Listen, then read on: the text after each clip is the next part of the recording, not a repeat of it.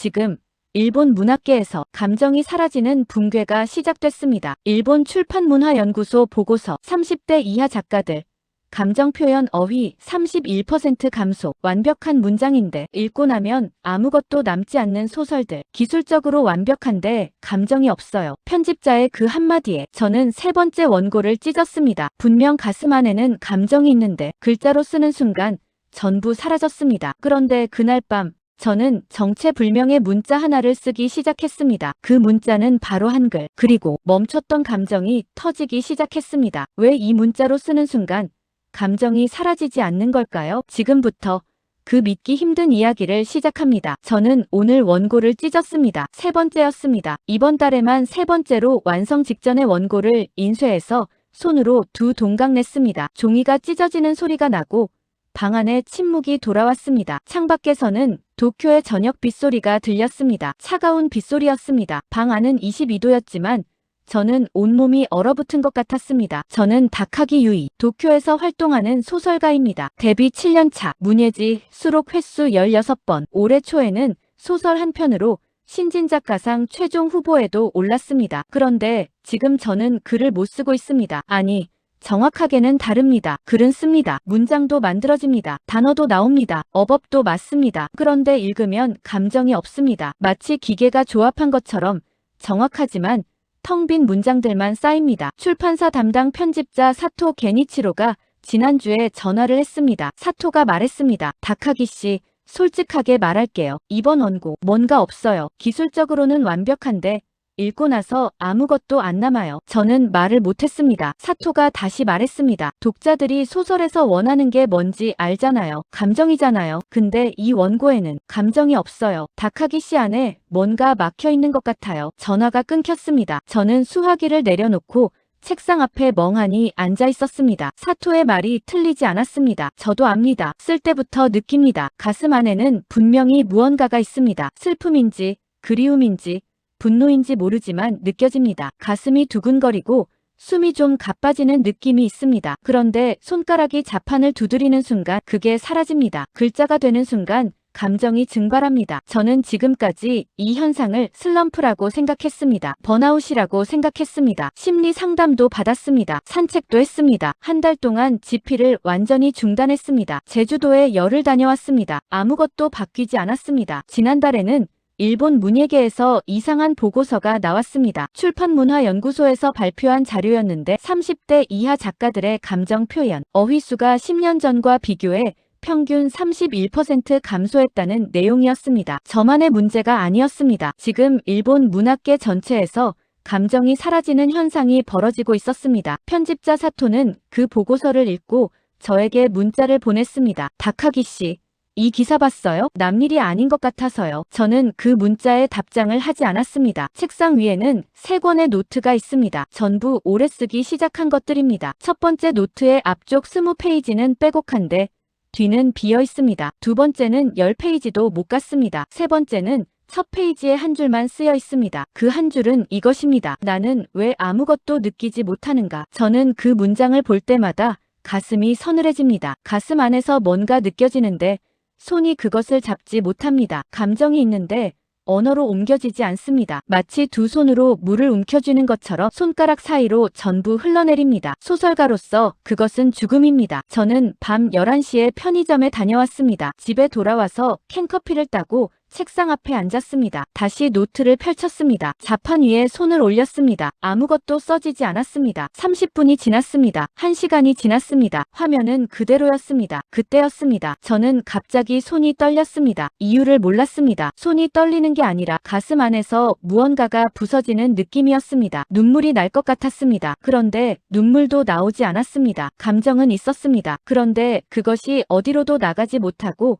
안에서 빙글빙글 돌고 있었습니다. 저는 왜 감정을 가장 잘 다뤄야 할 작가가 이렇게 됐을까요? 무엇이 막고 있는 걸까요? 지금 저의 언어가 저를 배신하고 있는 건 아닐까요? 저는 문제가 저에게 있다고 생각했습니다. 그래서 심리 상담가 이마무라 레이코를 찾아갔습니다. 이마무라는 도쿄 bunkyō구에 있는 작은 상담소에서 일합니다. 주로 예술가와 작가를 상담한다고 했습니다. 소개를 받아서 갔습니다. 상담실은 조용하고 따뜻했습니다. 나무 냄새가 났습니다. 이마무라가 물었습니다. 글이 써지지 않는 게 언제부터예요? 저는 대답했습니다. 정확하게는 작년 여름부터입니다. 쓰긴 쓰는데 읽으면 아무것도 없어요. 이마무라가 다시 물었습니다. 쓸 때 감정을 느끼긴 해요? 저는 잠깐 생각했습니다. 느낍니다. 가슴에는 분명히 뭔가 있어요. 근데 그게 글자가 되는 순간 없어져요. 이마무라가 말했습니다. 흥미롭네요. 감정 자체는 살아있는데 표현 채널이 막힌 거군요. 번아웃이나 우울증과는 조금 달라요. 저는 고개를 끄덕였습니다. 이마무라가 말했습니다. 다른 언어로 써본 적 있어요? 영어나 다른 언어로요. 저는 그 말에 충격을 받았습니다. 집에 돌아오면서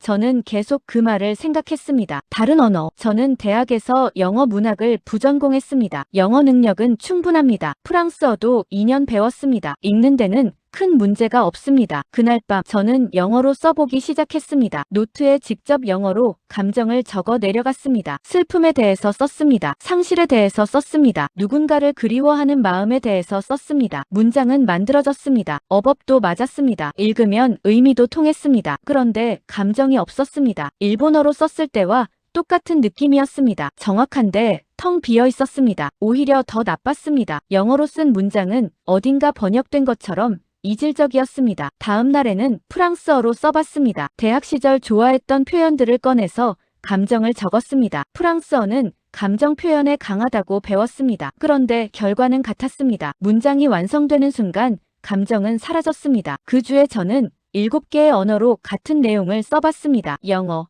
프랑스어, 독일어, 스페인어, 이탈리아어, 중국어 병음, 러시아어 로마자. 전부 실패였습니다. 편집자 사토에게 전화가 왔습니다. 사토가 말했습니다. 다카기 씨, 출판사에서 이번 작품 일정을 더 이상 미루기 어렵다고 해요. 한 달 안에 첫 번째 챕터라도 완성본으로 줄 수 있어요? 저는 대답했습니다. 노력해볼게요. 사토가 말했습니다. 솔직히 말할게요. 출판사에서 다른 작가 얘기가 나오고 있어요. 다카기 씨를 믿고 싶은데 저도 설득할 시간이 많지 않아요. 전화가 끊겼습니다. 저는 방안을 걸었습니다. 창문 앞까지 갔다가 돌아왔습니다. 책상 앞에 앉았습니다. 다시 걸었습니다. 경제적인 문제도 있었습니다. 출판 계약금을 받은 게 6개월 전이었습니다. 그 돈으로 생활하고 있었습니다. 이미 절반 이상 썼습니다. 계약서에는 원고 미제출 시 계약금 반환 조항이 있었습니다. 저는 작가를 그만둬야 하는 걸까요? 그 생각이 처음으로 머릿속에 들어왔습니다. 7년이었습니다. 7년 동안 이것 하나만 했습니다. 다른 것을 할 줄 몰랐습니다. 아니, 다른 것을 할 수 없었습니다. 이것이 저였습니다. 글쓰기가 저였습니다. 근데 이제 그게 안 된다면 저는 누구입니까? 감정은 있는데 왜 언어가 바뀌어도 그 감정은 전달되지 않는 걸까요? 문제가 언어 자체가 아니라 다른 곳에 있는 건 아닐까요? 저는 그날 밤 노트를 덮었습니다. 자판에서 손을 뗐습니다. 방 불을 껐습니다. 그런데 잠이 오지 않았습니다. 저는 새벽 2시에 눈이 떠졌습니다. 이유를 몰랐습니다. 알람도 없었고 소리도 없었습니다. 그냥 눈이 떠졌습니다. 천장을 봤습니다. 방은 조용했습니다. 창밖에서 빗소리도 멈춰 있었습니다. 저는 핸드폰을 집어들었습니다. 잠이 안 올 때 하는 습관적인 동작이었습니다. 인터넷을 아무 목적 없이 넘기다가 한글을 봤습니다. 제목은 이런 내용이었습니다. 영어권 작가들이 일기를 한글로 쓰는 이유. 저는 처음에는 그냥 넘기려고 했습니다. 한글이라면 알고 있었습니다. 한국어, 한국에서 쓰는 문자, 한국 드라마를 좋아해서 몇 단어는 알고 있었습니다. 하지만 직접 쓴 적은 없었습니다. 그런데 그 글의 댓글이 눈에 걸렸습니다. 한 미국인 소설가가 이런 댓글을 남겼습니다. 한글로 일기를 쓰기 시작하고 나서 감정 표현이 달라졌다. 이유를 설명하기 어렵지만 쓰는 동안 감정이 끊기지 않는다. 저는 몸이 굳었습니다. 끊기지 않는다. 그 말이 박혔습니다. 또 다른 댓글이 있었습니다. 프랑스인 번역가의 댓글이었습니다. 한글은 소리를 눈에 보이게 만든다. 쓰면서 동시에 들린다. 그 리듬이 감정을 잡아준다. 저는 화면을 멈추고 그 문장을 3번 읽었습니다. 소리를 눈에 보이게 만든다. 쓰면서 동시에 들린다. 저는 그때까지 문자를 기호로만 생각했습니다. 의미를 전달하는 도구. 소리와 문자는 별개라고 생각했습니다. 말하는 것과 쓰는 것은 다르다고 생각했습니다. 그런데 그 댓글이 뭔가를 건드렸습니다. 저는 침대에서 일어나서 책상에 앉았습니다. 인터넷으로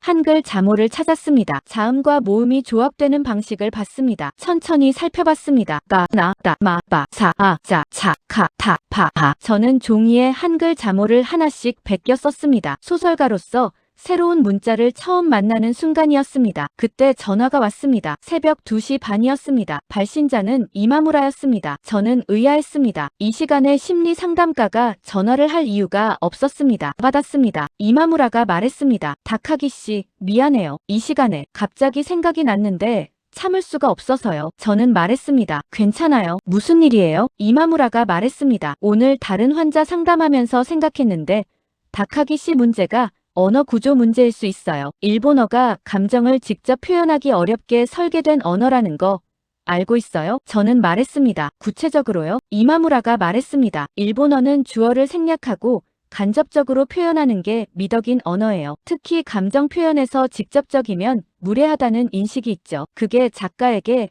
구조적인 제약이 될 수 있어요. 쓰고 싶은 감정이 있는데 언어 자체가 그것을 막는 거죠. 저는 숨이 멈추는 것 같았습니다. 이마무라가 말했습니다. 다른 구조의 언어로 감정을 먼저 꺼내보고 그걸 다시 번역하는 방식도 있어요. 물론 영어나 프랑스어처럼 비슷한 계통 언어로는 안 될 수 있고 완전히 다른 구조가 필요할 수도 있어요. 전화를 끊고 저는 한글 자모가 적힌 종이를 다시 봤습니다. 완전히 다른 구조. 저는 한국어를 모릅니다. 읽을 수도 없고 말할 수도 없습니다. 몇 개의 단어만 알 뿐이었습니다. 그런데 그날 밤 그 종이를 보면서 이상하게 손이 움직이고 싶었습니다. 새로운 문자를 따라 쓰고 싶었습니다. 왜 수많은 언어 중에서 하필 한글이 저를 멈추게 만드는 걸까요? 그 문자에 뭔가가 있는 걸까요? 아니면 이것도 또 하나의 실패로 끝날까요? 저는 종이 위에 처음으로 한글 한 글자를 썼습니다. 마음. 그 순간 가슴 안에서 아주 작은 무언가가 떨렸습니다. 저는 그날 밤을 새웠습니다. 잠을 자지 않겠다고 결심한 게 아니었습니다. 그냥 손이 멈추지 않았습니다. 한글 자모 조합 방식을 인터넷으로 찾아보면서 종이에 계속 썼습니다. 자음이 먼저 오고 모음이 붙는다는 것을 알았습니다. 받침이 있을 때는 아래에 붙는다는 것도 알았습니다. 소리를 조각으로 쪼개서 블록처럼 쌓는 구조였습니다. 저는 가장 먼저 자신의 이름을 한글로 써봤습니다. 다카기 유이, 다카기 유이. 발음을 소리내어 읽으면서 한 글자씩 맞춰봤습니다. 맞는지 틀리는지도 몰랐지만 써지는 느낌이 달랐습니다. 다음으로는 단어들을 썼습니다. 슬픔, 그리움, 사랑, 외로움. 한국어를 몰랐기 때문에 사전을 찾아서 한글로 적었습니다. 발음을 읽으면서 썼습니다. 소리를 내면서 쓰는 것이 자연스러웠습니다. 일본어를 쓸 때는 소리를 내지 않고 눈으로만 쓰는 경우가 많았습니다. 그런데 한글은 쓰면서 읽고 싶었습니다. 새벽 4시였습니다. 저는 감정 단어들을 다 써놓고 문장을 써보기로 했습니다. 한국어로 문장을 만들 능력은 없었습니다. 그래서 일기처럼 발음 나는 대로 감정이 느껴지는 소리를 한글 자모로 표현했습니다. 첫 줄을 쓰기 시작했습니다. 슬픈 날이었다. 쓰는 순간 가슴 안에서 뭔가가 올라왔습니다. 저는 멈추지 않았습니다. 다음 줄을 썼습니다. 누군가를 오래 기다린 날이었다. 그 사람은 오지 않았다. 나는 카페에서 2시간을 앉아 있었다. 창문 밖에 비가 내렸다. 손이 떨리지 않았습니다. 문장이 나왔습니다. 다음 문장이 바로 이어졌습니다. 끊기지 않았습니다. 저는 계속 썼습니다. 창문에 맺힌 빗방울을 봤다. 그 빗방울 하나가 흘러내리는 것을 보면서 생각했다. 내가 기다리는 게 그 사람인지 아니면 다른 무언가인지 모르겠다고. 손이 멈추지 않았습니다. 저는 1시간 동안 멈추지 않고 썼습니다. 한국어 문법이 맞는지 몰랐습니다. 실제 한국인이 읽으면 이상하게 느낄 수도 있었습니다. 그런데 그게 중요하지 않았습니다. 중요한 것은 감정이 글자로 나오고 있다는 것이었습니다. 새벽 5시가 넘었습니다. 저는 잠깐 멈추고 숨을 들이쉬었습니다. 방 안의 공기가 달랐습니다. 차갑지 않았습니다. 조금 전까지 느꼈던 그 서늘함이 없었습니다. 손끝이 따뜻했습니다. 종이 위에는 제 필체로 가득 찬 한글이 있었습니다. 저는 왜 이 문자로 쓰면 감정이 멈추지 않는지 이해하고 싶었습니다. 다음날 오후에 이마무라에게 전화를 했습니다. 이마무라가 말했습니다. 왜요? 어떻게 됐어요? 저는 말했습니다. 어젯밤에 한글로 썼는데 손이 안 멈췄어요. 이마무라가 잠시 침묵했습니다. 그러다가 말했습니다. 어떤 느낌이었어요? 저는 대답했습니다. 생각이 소리가 되고 소리가 바로 글자가 되는 느낌이었어요. 중간에 무언가 걸러지는 과정이 없었어요. 이마무라가 말했습니다. 흥미롭네요. 일본어나 영어로 쓸 때와 뭐가 달랐어요? 저는 생각했습니다. 그리고 말했습니다. 일본어는 쓸 때마다 어떻게 표현해야 신뢰가 되지 않는지를 먼저 생각해요. 상대방이 어떻게 받아들일지를 먼저 계산하게 돼요. 영어는 어법을 맞추려는 의식이 먼저 개입하고요. 근데 한글은 제가 모르는 언어니까 그냥 소리 나는 대로 쓸 수밖에 없었어요. 그러다 보니 감정이 먼저 나왔어요. 이마무라가 말했습니다. 다카기 씨. 그게 핵심일 수 있어요. 언어가 감정을 필터링하고 있었던 거예요. 저는 전화를 끊고 다시 종이 앞에 앉았습니다. 한글은 제가 모르는 문자였습니다. 뜻도 몰랐습니다. 문법도 몰랐습니다. 그런데 왜 이 문자로 쓰는 순간 감정이 살아나는 걸까요? 이건 단순한 우연이 아닐 것 같았습니다. 이 문자에는 뭔가 다른 설계가 있는 게 아닐까요? 저는 그것을 반드시 알아내야겠다고 생각했습니다. 저는 실험을 시작했습니다. 감으로는 부족했습니다. 소설가로서 검증이 필요했습니다. 같은 내용을 일본어와 한글로 각각 쓰기로 했습니다. 동일한 상황, 동일한 감정, 동일한 장면, 두 언어로 써서 비교하는 것이었습니다. 결과를 보면 뭔가 차이를 알 수 있을 것 같았습니다. 내용은 이것이었습니다. 오래된 친구와 마지막으로 만났던 날의 이야기. 먼저 일본어로 썼습니다. 일본어 버전은 30분이 걸렸습니다. 어휘 선택을 신중하게 했습니다. 문체를 다듬었습니다. 완성된 문장은 정제됐습니다. 읽으면 문장이 정확했습니다. 그런데 저는 그 문장들을 읽으면서 아무것도 느끼지 않았습니다. 마치 신문 기사 같았습니다. 사실의 나열 같았습니다. 다음으로 한글로 썼습니다. 저는 여전히 한국어 문법을 몰랐습니다. 단어를 사전으로 하나씩 찾아가며 쓰는 수밖에 없었습니다. 비효율적이었습니다. 느렸습니다. 그런데 손이 멈추지 않았습니다. 비가 오는 날이었다. 나는 역에서 친구를 기다렸다. 그 친구는 곧 다른 나라로 갔다. 내가 들고 간 우산은 우리 둘이 쓰기에 작았다. 우리는 반만 비를 맞으며 걸었다. 친구가 웃었다. 나는 왜 그때 울지 않았을까? 그것이었습니다. 마지막 문장이 쓰여진 순간 저는 눈물이 났습니다. 실제로 눈물이 났습니다. 방에 혼자 앉아서 한국어로 쓴 문장을 보며 울었습니다. 내용은 7년 전 일이었습니다. 오래된 기억이었습니다. 일본어로 그 장면을 쓸 때는 아무 감정이 없었습니다. 한글로 쓰는 순간 감정이 터졌습니다. 저는 두 버전의 원고를 이마무라에게 보냈습니다. 다음 날 이마무라가 말했습니다. 읽었어요. 차이가 확실하네요. 저는 말했습니다. 어떤 차이예요? 이마무라가 말했습니다. 일본어 버전은 묘사가 완벽해요. 장면이 정확하게 그려져요. 근데 감정에 대한 문장이 없어요. 감정을 설명하는 게 아니라 장면만 나열해요. 한글 버전은 문법이 엉망이고 단어도 잘못 쓴 것들이 있는데 감정의 결이 느껴져요. 그리고 마지막 문장이 독자에게 질문을 던지잖아요. 저는 말했습니다. 왜 그 차이가 생기는 걸까요? 이마무라가 말했습니다. 저는 심리 전문가예요. 언어 구조 전문가는 아니에요. 하지만 다카기 씨한테 한 가지 말할 수 있는 건 일본어는 직접 감정을 서술하는 것에 심리적 저항이 생기게 하는 사회적 코드가 언어 안에 들어와 있어요. 다카기 씨가 일본어로 글을 쓸 때는 글쓰기가 아니라 사회적 판단을 동시에 하고 있는 거예요. 저는 그 말이 가슴을 쳤습니다. 그날 오후에 저는 도쿄 외국어 대학교 언어학과 교수인 하야시 마사노리에게 연락을 했습니다. 하야시는 일본어와 한국어 비교 연구로 논문을 여러 편 발표한 언어학자였습니다. 하야시가 말했습니다. 흥미로운 경험이군요. 다카기 씨 경험이 이상한 게 아니에요. 실제로 작가들 중에 모국어가 아닌 언어로 먼저 감정을 꺼내는 사람들이 있어요. 모국어에는 감정 표현에 대한 사회적 억압이 같이 내면화돼 있거든요. 저는 말했습니다. 그럼 한글에는 그게 없다는 뜻인가요? 하야시가 잠시 생각하다가 말했습니다. 정확하게는 한글의 구조 자체가 소리와 문자를 직접 연결하도록 설계된 게 영향을 줄 수 있어요. 감정은 먼저 소리로 나와요. 사람이 슬플 때 먼저 소리를 내잖아요. 그 소리가 문자로 이어지는 경로가 짧을수록 감정이 덜 손실돼요. 저는 말했습니다. 감정이 소리에서 문자로 넘어가는 과정에서 손실이 생긴다는 건가요? 하야시가 말했습니다. 있을 수 있어요. 다카기 씨가 지금 경험하고 있는 게 그것일 수 있어요. 저는 전화를 끊고 창밖을 봤습니다. 하늘이 맑았습니다. 문장이 좋은 것과 감정이 살아있는 것은 다른 것이었습니다. 저는 7년 동안 문장의 정확성을 추구했습니다. 그런데 정확한 문장이 오히려 감정을 죽이고 있었던 건 아닐까요? 그리고 한글은 왜 감정을 살려내는 걸까요? 답은 그 구조 안에 있었습니다. 저는 하야시를 직접 만나러 갔습니다. 도쿄 외국어 대학교는 후추에 있습니다. 버스를 2번 갈아탔습니다. 하야시의 연구실은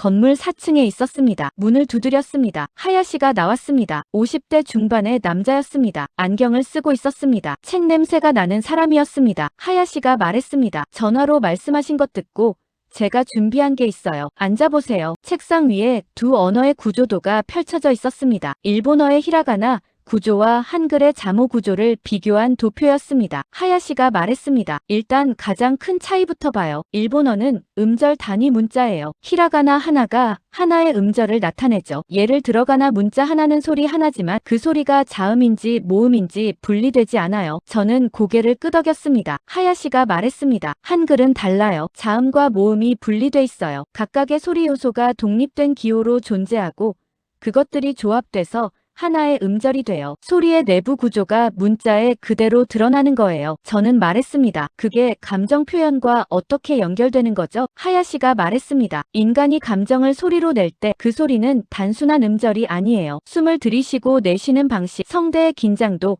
입모양, 이 모든 게 감정의 강도와 방향을 결정해요. 한글은 그 소리의 구성 요소를 각각 표현할 수 있도록 설계돼 있어요. 감정의 소리를 더 정밀하게 문자화할 수 있는 거예요. 하야시가 계속 말했습니다. 더 중요한 게 있어요. 훈민정음 해례본을 보면 세종대왕이 한글을 설계할 때 사람의 발음 기관을 직접 모방했어요. 입술, 혀, 이 목구멍, 코, 각 자음이 발음될 때 기관의 모양을 따서 만든 거예요. 저는 몸이 굳었습니다. 하야시가 말했습니다. 소리가 나는 몸의 구조에서 출발한 문자예요. 몸에서 나는 소리를 몸을 모방한 기호로 적는 거죠. 그래서 한글을 소리내었으면 몸과 문자가 연결되는 느낌이 나요. 저는 말했습니다. 그런 문자가 왜 500년 전에 만들어진 거죠? 하야시가 잠시 침묵했습니다. 그러다가 말했습니다. 세종대왕이 백성들이 글을 배우지 못하는 이유가 문자가 어려워서라고 봤거든요. 배우지 못한 사람이 자신의 마음을 표현하지 못하는 걸 문제로 봤어요. 그래서 누구나 쉽게 배울 수 있는 문자를 만든 거예요. 감정을 기록하는 권리를 모든 사람에게 주기 위해서. 저는 그 말을 들으면서 눈이 흐려졌습니다. 하야시가 말했습니다. 지금 세계 언어학자들이 한글을 연구하는 이유 중 하나가 이 구조예요. 인공지능 자연어 처리 분야에서도 한글의 자모, 분리 구조가 영어나 일본어에 비해 감정 분석에 유리하다는 연구들이 나오고 있어요. 소리 단위로 감정의 강도를 표시할 수 있으니까요. 저는 말했습니다. 그러니까 제가 한글로 글을 쓸 때 감정이 살아나는 게 그냥 느낌이 아니라 구조적인 이유가 있다는 건가요? 하야시가 말했습니다. 다카기 씨가 직접 경험한 게 맞아요. 한글은 감정을 끊지 않는 구조예요. 정확하게는 감정이 소리가 되고 소리가 문자가 되는 경로가 가장 짧게 설계된 언어 중 하나예요. 저는 연구실을 나왔습니다. 바깥은 저녁이었습니다. 바람이 불었습니다. 나무가 흔들렸습니다. 저는 걸으면서 생각했습니다. 7년이었습니다. 7년 동안 감정을 담으려고 했는데 문제는 저의 감각이 아니라 제가 선택한 도구였습니다. 그렇다면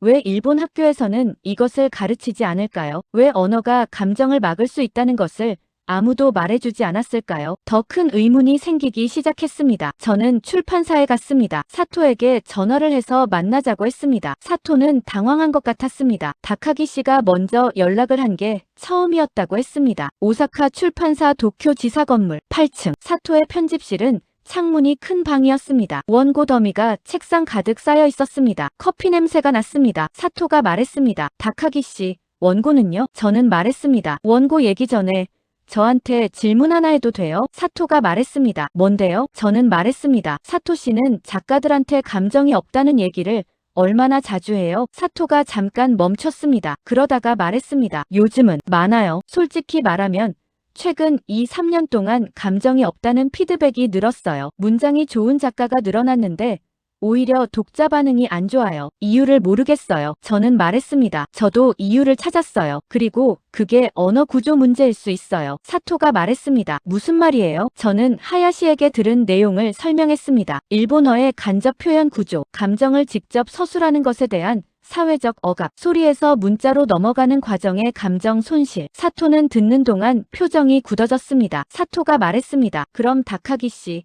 지금 한국어로 소설을 쓰겠다는 거예요? 저는 말했습니다. 아니요. 다른 방법을 생각하고 있어요. 사토가 말했습니다. 어떤 방법이요? 저는 대답하려다가 멈췄습니다. 그 순간 생각이 명확하게 정리됐습니다. 저는 말했습니다. 한글로 먼저 감정을 꺼내고 그것을 일본어로 번역하는 방식이에요. 직접 번역이 아니라 감정의 흐름을 옮기는 거예요. 사토가 잠시 침묵했습니다. 그러다가 말했습니다. 그게 가능해요? 저는 말했습니다. 해봤어요. 어젯밤에요. 저는 핸드폰에서 메모를 꺼냈습니다. 어젯밤에 한글로 먼저 쓰고 일본어로 옮긴 문단이었습니다. 사토에게 보여줬습니다. 사토는 조용히 읽었습니다. 한 번 읽고 다시 읽었습니다. 그러다가 고개를 들었습니다. 사토의 눈이 약간 흔들렸습니다. 사토가 말했습니다. 이거 다카기 씨 글이에요? 저는 말했습니다. 네. 사토가 말했습니다. 전과 달라요. 뭔가 살아있어요. 저는 숨을 들이쉬었습니다. 그 순간이었습니다. 사토의 핸드폰이 울렸습니다. 사토가 화면을 보더니 표정이 변했습니다. 사토가 말했습니다. 잠깐요. 전화를 받는 사토의 얼굴이 점점 굳었습니다. 목소리가 낮아졌습니다. 전화를 끊고 사토가 저를 봤습니다. 사토가 말했습니다. 다카기 씨, 방금 다른 작가 계약을 검토하던 편집장이 결정을 내렸다고 연락이 왔어요. 그 작가로 이번 시리즈를 진행하겠다는 거예요. 저는 말했습니다. 이 자리에서요? 사토가 말했습니다. 제가 막아야 해요. 지금 당장 뭔가를 보여줄 수 있어요? 저는 핸드폰 화면을 봤습니다. 사토가 말했습니다. 다카기 씨, 솔직히 말할게요. 편집장이 보러 오는 게 20분 후예요. 뭔가 있으면 지금 꺼내야 해요. 저는 가방을 열었습니다. 어젯밤에 쓴 원고가 있었습니다. 한글로 먼저 쓰고 일본어로 옮긴 것 2장이었습니다. 완성본이 아니었습니다. 사토가 말했습니다. 됩니까? 저는 원고를 꺼냈습니다. 손이 떨렸습니다. 이것이 제 글쓰기의 마지막 기회일 수 있었습니다. 그리고 이 원고는 제가 지금까지 써온 것과 완전히 달랐습니다. 사토가 원고를 받아서 읽기 시작했습니다. 방 안이 조용했습니다. 사토가 읽는 동안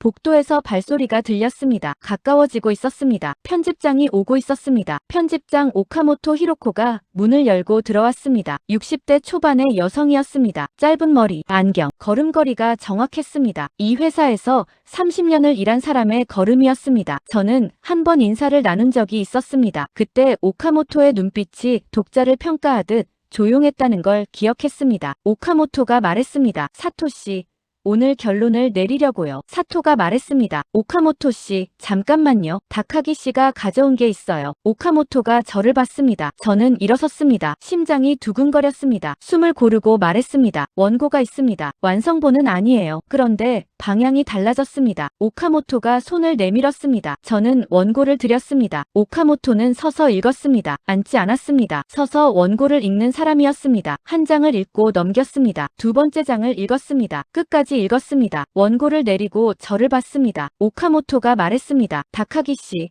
이걸 어떻게 쓴 거예요? 저는 말했습니다. 한글로 먼저 쓰고 일본어로 옮겼습니다. 오카모토의 눈썹이 올라갔습니다. 저는 계속 말했습니다. 저는 오래 감정이 쓰여지지 않았어요. 이유를 몰랐습니다. 그런데 그게 저의 문제가 아니었어요. 제가 쓰던 언어 구조가 감정을 막고 있었어요. 일본어는 간접 표현이 미덕인 언어입니다. 쓰는 사람이 감정을 직접 서술하면 사회적으로 부적절하다는 인식이 언어 안에 내면화돼 있어요. 저는 글을 쓰면서 동시에 사회적 판단을 하고 있었어요. 방 안이 조용했습니다. 저는 말했습니다. 한글은 다릅니다. 자음과 모음이 분리돼 있고 소리의 구성 요소가 문자에 그대로 드러나요. 사람의 발음 기관을 모방해서 만든 문자예요. 감정이 소리가 되고 소리가 바로 문자가 되는 경로가 가장 짧아요. 그 구조가 감정을 끊지 않아요. 사토가 말했습니다. 다카기 씨, 그러면 앞으로 모든 원고를 이 방식으로 써요? 저는 말했습니다. 네. 그리고 그 과정 자체를 소설에 넣으려고 해요. 언어가 감정을 막는다는 이야기, 그리고 감정을 살려내는 문자를 만난다는 이야기. 오카모토가 원고를 다시 봤습니다. 그리고 사토를 봤습니다. 오카모토가 말했습니다. 진행해요. 사토의 어깨가 내려갔습니다. 저는 숨을 내쉬었습니다. 오카모토가 나가면서 마지막으로 저에게 말했습니다. 다카기 씨, 한 가지만. 이게 다카기 씨만의 이야기가 아닐 수 있어요. 지금 일본 작가들이 전부 다카기 씨가 겪은 걸 겪고 있어요. 그 이야기를 써줘요. 문이 닫혔습니다. 저는 오랫동안 그 자리에 서 있었습니다. 7년이었습니다. 7년 동안 저는 감정을 쓰려고 했습니다. 그런데 쓰는 도구가 감정을 막고 있었습니다. 언어는 단순한 도구가 아니었습니다. 언어는 감정을 형성하는 구조였습니다. 어떤 언어를 쓰느냐가 어떤 감정을 표현할 수 있는지를 결정했습니다. 그리고 한글은 달랐습니다. 세종대왕이 500년 전에 만든 그 문자는 백성들이 자신의 마음을 표현하지 못하는 것을 문제라고 봤습니다. 읽고 쓰는 권리를 모든 사람에게 주기 위해 설계된 문자였습니다. 소리를 그대로 담도록, 감정이 끊기지 않도록. 그 설계는 지금도 살아있었습니다. 저는 집으로 돌아왔습니다. 책상 앞에 앉았습니다. 새 노트를 열었습니다. 한글과 일본어가 함께 있는 노트가 될 것이었습니다. 저는 첫 줄을 쓰기 시작했습니다. 한글로 먼저 썼습니다. 감정을 꺼냈습니다. 손이 멈추지 않았습니다. 지금 저는 다시 소설가입니다. 이것은 저 한 사람의 이야기가 아닙니다. 감정 표현 어휘가 10년 사이 31% 줄어든 일본 문학계의 이야기입니다. 그리고 더 넓게는 언어 구조가 인간의 감정 표현을 얼마나 결정하는지에 대한 이야기입니다. 한글은 단순한 문자가 아닙니다. 한글은 모이면 단어가 됩니다. 그리고 그 순간 감정이 사라지지 않습니다. 한글은 의미를 만드는 문자가 아니라 감정을 살려내는 구조였습니다. 감정을 기록할 권리를 모두에게 주기 위해 500년 전에 설계된 그 구조가 지금 이 시대에도 작동하고 있었습니다. 저는 오늘도 씁니다. 그것으로 충분합니다. 오늘의 사연은 어떠셨나요? 재미와 감동이 있었다면 구독과 좋아요 부탁드립니다. 감사합니다.